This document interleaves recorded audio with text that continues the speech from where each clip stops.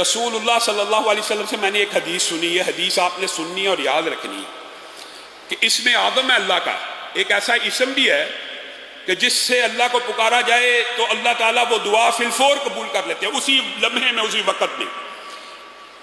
اور ابو امامہ کہتے ہیں رسول اللہ صلی اللہ علیہ وسلم نے فرمایا وہ اسم اعظم سورت بقرہ میں بھی ہے، سورت آل عمران میں بھی ہے اور سورت طٰہٰ میں بھی ہے۔ کہا رسول اللہ نے بس مجھے میرے سامنے یہ بات کی تو میں سورت بقرہ کھول کے بیٹھ گیا، سورت آل عمران کھول کے بیٹھ گیا، سورت طٰہٰ کھول، یہ صحابی کا قول ہے۔ رسول اللہ سے سنا اور اس کے اوپر غور و فکر کرنے لگے کہ یہ کیا رسول اللہ نے بات کی ہے۔ کہا پھر میں سورت بقرہ کی اس آیت پہ پہنچا، اللہ لا الہ الا هو الحی القیوم، تو میرے ذہن میں آیا کہ اسی سے ملتی جلتی دو آیتیں آل عمران میں اور طٰہٰ میں موجود ہے، الف لام میم، اللہ لا الہ الا هو الحی القیوم وَأَنَتِ الْوُجُوهُ لِلْحَيِّ الْقَيُّومِ، یہ تینوں آیتیں کہا مجھے مل گئی اور مجھے پکا یقین ہو گیا، یعنی تینوں آیتوں میں کیا چیز ایک سی ہے۔ اسی وجہ سے محدثین نے، اور میرے جو لانا تھے خود بڑے شیخ الحدیث تھے حافظ محمد گوندلوی رحمہ اللہ، انہوں نے اسم اعظم کی دیگر احادیث اور اس حدیث کو مد نظر رکھتے ہوئے ایک وظیفہ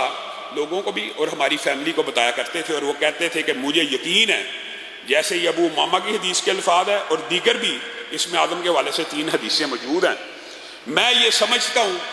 کہ کوئی شخص اگر اسم اعظم کو پانا چاہتا ہے تو وہ یوں کہے بسم اللہ الرحمن الرحیم، یہ بسم اللہ الرحمن الرحیم بھی شامل ہے، الف لام میم اللہ لا الہ الا هو الحی القیوم یا واحد یا ذی الجلال والاکرام، یہ مشکل نہیں ہے، بسم اللہ الرحمن الرحیم الف لام میم اللہ لا الہ الا هو الحی القیوم یا واحد یا ذی الجلال والاکرام۔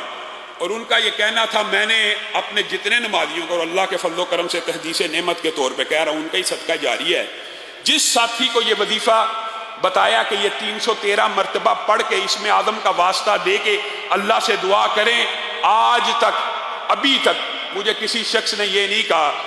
کہ میری دعا قبول نہیں ہوئی۔ ہاں یہ ضرور کہا ہے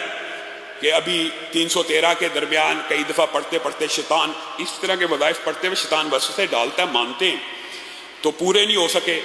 تو جو بندہ یہ سمجھتا ہے ایک دفعہ 313 مرتبہ ایک نشست میں نہیں پڑھا گیا، توڑ توڑ کے پڑھ لے، کوئی حرج کی بات نہیں ہے، 7 دن 8 دن آپ تجربہ کر کے دیکھ لیں، یہ 313 مرتبہ اسم اعظم کا وظیفہ پڑھیں، اور کوئی بھی دعا جو آپ سمجھتے ہیں، علماء کے پاس آتے ہیں دعا کرانا شرعی وسیلہ جائز وسیلے کی قسم ہے، لیکن آپ خود کیوں نہیں کرتے؟ اس اسم اعظم کا واسطہ دے کر اللہ رب العزت سے مانگیں، اللہ تعالیٰ وہ دعا آپ کی اسی وقت قبول و منظور کرے گا۔ آج کے بعد یہ اللہ کا اسم ہے، یہ اللہ کے نام ہے، ابو امامہ کی اس حدیث سے اور محدثین کے استدلال سے آج کے بعد زندگی کے اندر اس وظیفے کو بھی اپنا لیجئے۔ اور اسم اعظم کے حوالے سے جو باقی 2 روایات ہیں، ان میں سے ایک روایت یہ بھی ہے کہ رسول اللہ صلی اللہ علیہ وسلم کے سامنے